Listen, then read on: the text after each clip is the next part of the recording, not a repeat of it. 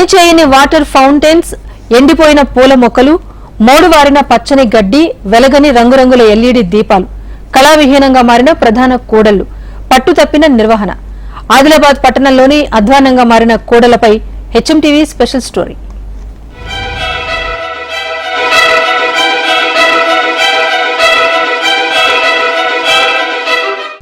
అభివృద్ధి సుందరీకరణలో భాగంగా గత ప్రభుత్వ హయాంలో కోట్లాది రూపాయల నిధులు వెచ్చించి ఆదిలాబాద్ పట్టణంలో ప్రధాన రహదారుల అభివృద్ధి, డివైడర్లు, సెంట్రల్ లైటింగ్, కొత్త డ్రైనేజీల నిర్మాణం చేపట్టారు.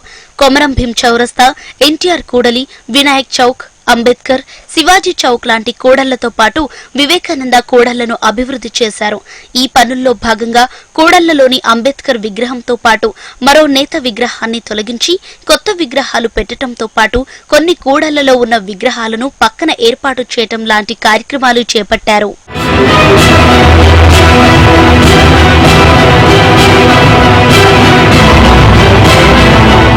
కలెక్టర్ క్యాంపు కార్యాలయం ఎదురుగా I love Adilabad landmark, తివాచి గడ్డి ఏర్పాటు చేసి లైటింగ్ ఏర్పాటు చేశారు.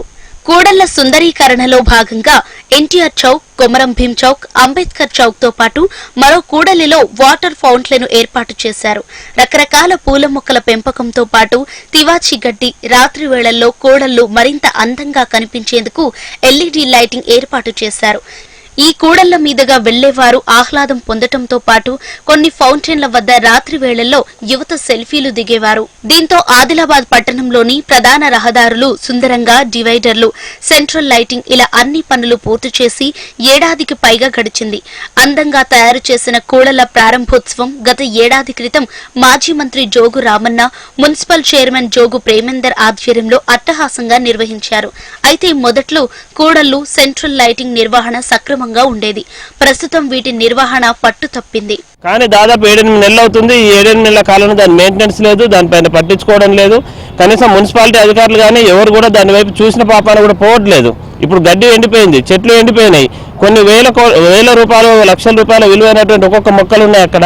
అటువంటి చెట్లను కానీ గడ్డిని కానీ ఎవరు పట్టించుకోకపోవడం వల్ల ఈరోజు ప్రజలకు సంబంధించినటువంటి కొన్ని కోట్ల ప్రజాధనం వృధా అయింది అక్కడ. దాన్ని ఎవరైనా స్పందించాలి, అధికారులకైనా కూడా. ఎన్నికలు అయిపోయినాయి, అంత అయిపోయింది.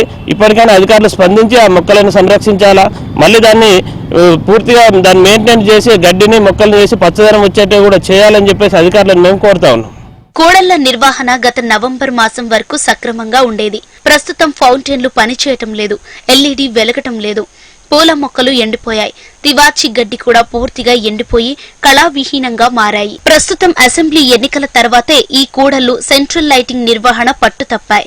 రాష్ట్రంలో అధికారంలో కాంగ్రెస్ ఉండగా స్థానిక ఎమ్మెల్యే బీజేపీ పార్టీకి చెందినవారు కాగా మున్సిపల్ చైర్మన్ గులాబీ పార్టీకి చెందినవారు. గతంలో మున్సిపల్ పాలకవర్గం పార్టీలకు అతీతంగా అభివృద్ధికి తోడ్పాటు అందించేవారు కాగా ప్రస్తుతం జరిగిన అసెంబ్లీ, పార్లమెంటు ఎన్నికల్లో చాలా మంది మున్సిపల్ కౌన్సిలర్లు పార్టీలు మారటం, పాలకవర్గం రహదారులు, కూడళ్ల నిర్వహణపై పట్టించుకోకపోవటం, బల్దియా అధికారులు అంటిముట్టనట్లు వ్యవహరిస్తూ నిర్వహణను గాలికి వదిలేశారు. రోడ్డు మధ్యలో డివైడర్లు తీసేసి పెద్ద పెద్ద డివైడర్లు పెట్టేసి ఈ యొక్క స్ట్రీట్ లైట్ పెట్టిరు. స్ట్రీట్ లైట్లకు సంబంధించినవి కూడా దానికి ఈ రౌండ్గా సిరీస్ ఉంటుంది, లైట్ల సిరీస్. అది ఏదో 2 రోజుల్లో మాత్రమే ఓపెన్ చేసిన 2 రోజులు వచ్చినాయి అంతే. దాని తర్వాత దాన్ని పట్టించుకునే నాదుడే లేడు. ఖచ్చితంగా ఇప్పటికైనా ఈ యొక్క సెంట్రల్ గవర్నమెంట్, రాష్ట్ర ప్రభుత్వాలకు ఎన్నో కోట్ల రూపాయలు అభివృద్ధి కోసం ఇస్తున్నా కానీ వీళ్ళు కేవలం వీళ్ళ యొక్క రాజకీయ లబ్ధి కోసం, అదేవిధంగా వీళ్ళ యొక్క గెలుపు కోసం మాత్రమే దీన్ని యూజ్ చేసుకుంటున్నారు. కాబట్టి ఖచ్చితంగా దీనిపైన జిల్లా కలెక్టర్ గారు, అదేవిధంగా మన ఇప్పుడు స్థానిక మున్సిపాలిటీ అధికారులు దీనిపైన చర్యలు తీసుకోవాలి. బల్దియా అధికారులు స్పందించి కూడళ్ల నిర్వహణ గాడిలో పెట్టాలని పట్టణ ప్రజలు కోరుతున్నారు.